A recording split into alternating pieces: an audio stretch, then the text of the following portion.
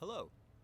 A lot of you know that in addition to my practice, my teaching, and my speaking, I'm also the director of the Therapy, Support, and Counseling Ministry here at the Franciscan Renewal Center, also known as the Casa.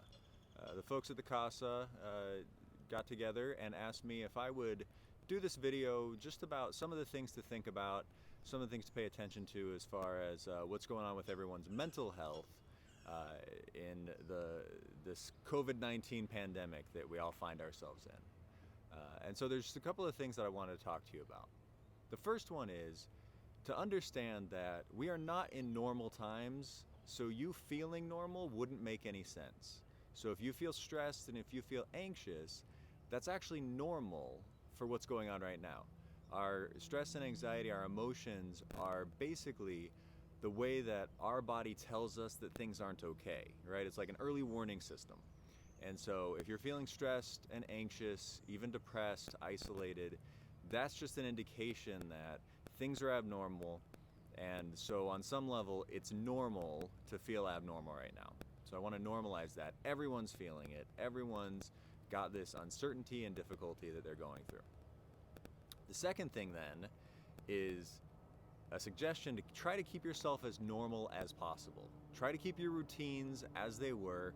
We are built as humans to be set to structured daily routine. We need a reason to get up. We need to know what we're doing during the day. We need a basic idea of how our day is going to go. So put together a routine, put together a schedule and structure. If you normally wake up at 5 a.m. and now you've been waking up at 7 or 8 or 9, your body isn't going to know what to do with that. So suggestion there to try to get yourself back into a routine. Have a schedule for your days and have things that you know that you're going to be doing. The next thing is the same thing that anyone will tell you is diet and exercise, right? What you're putting into your body is the fuel that feeds your body.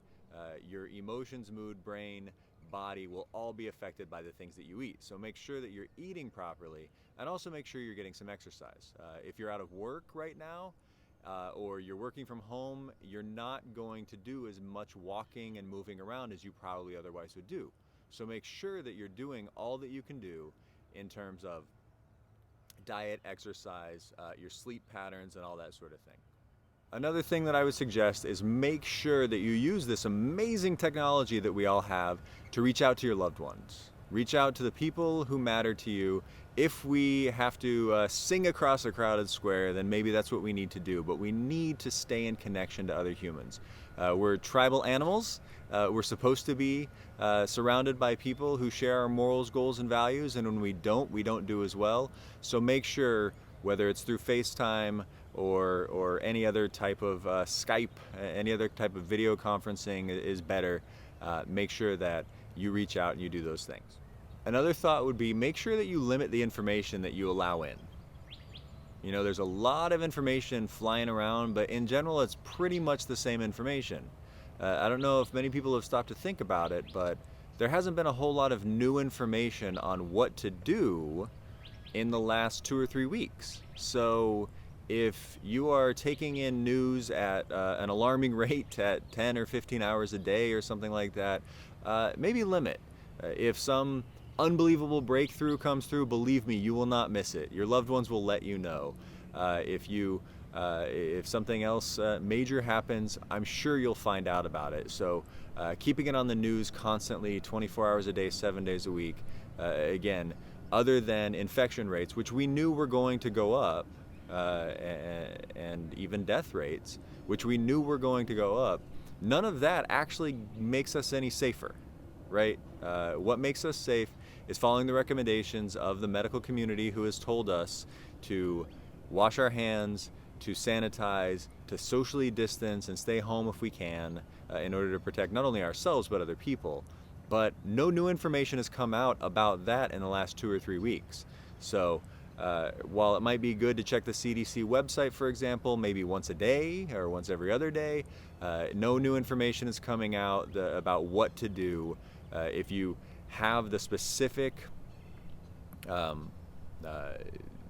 symptoms of COVID-19, which, remember, are dry cough and fever and difficulty breathing. That's when to go to your doctor. But if you have stuffy nose, or if you have a headache, or if you have GI symptoms, those are not so far being told to us as symptoms of COVID-19. So you probably have a cold or the flu, or maybe a little stomach bug, something like that. So make sure that you're following the advice and you're taking care of yourself and leaving the medical resources for the people who are fighting this and who are in a bad way, to be honest. The last thing that I just wanted to mention is hope. I love the Casa. One of the reasons I love the Casa is the Casa has an incredible amount of spirituality and love and hope involved in it. This is a difficulty that we're going through, unprecedented difficulty, you could probably say, in terms of exactly what this is. But humans have made it through incredibly difficult things. We will make it through this. Follow the advice of all of the medical professionals that are saying to wash your hands and sanitize. And finally, if you are having a hard time in terms of mental health, understand that therapists around the country have gone to telehealth. You can see a therapist over Skype, over FaceTime, over HIPAA compliant platforms that all therapists have access to and are using, but get the help that you need. We are a terrible company for ourselves and our own thoughts. We tend to spin on the same thoughts over and over and over. If you haven't noticed, I bet you have, being at home. So talk to a therapist, talk to someone who's outside of what you're presently experiencing to be able to give you some perspective. That's what's important about therapy. Therapy works when we actually do the work that needs to be done. It helps us get new perspectives. It helps us change the way that we're understanding things, which then changes the way we feel by thinking in a more balanced and rational place, at least in terms of cognitive behavioral principles that I practice from. So get the help that you need. I have a practice here in town. We have 10 therapists who have available appointments, have opened up new appointments to help people through this because we're seeing a spike, an increase in the number of people who need help. But reach out across the valley to different therapists. This is Ryan Shade. I'm the Director of the Therapy, Support, and Counseling Ministry here at the Casa, signing off. Take care of you, and wash your hands.